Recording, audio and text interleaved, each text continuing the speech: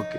మరి మార్కెట్ లో చాలా ట్రాక్టర్స్ ఉండగా ఈ మహేంద్ర యువటెక్ ప్లస్ 575DI ఎందుకు తీసుకున్నారు? ఇందులో మెయిన్ ఆప్షన్ ఏంటంటే MSP2. ఓకే, అంటే ఎందుకు అన్నట్టు అది?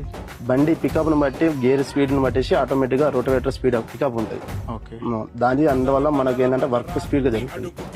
ప్లస్ బాడీ కూడా హైట్ ఇచ్చేసాడు, కింద గ్రౌండ్ టెన్స్.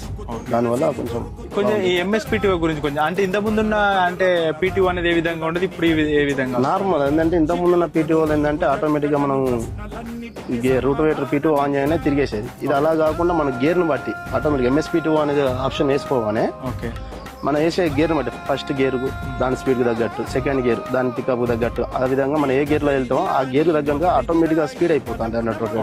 దాని వల్ల ఏంటంటే మన వర్క్ పికప్ ఎక్కువ అయిపోతుంది. ఓకే, ఇంకొకటి రివర్స్ PTO అని విన్నాను, దాని గురించి ఏం చెప్తారు? ఇప్పుడు మనం ఏంటంటే నమ్మకొట్టేటప్పుడు కొన్నిసార్లు ప్రాబ్లం అయ్యేది ఏంటంటే బురద అందులో జామ్ అవుతుంది.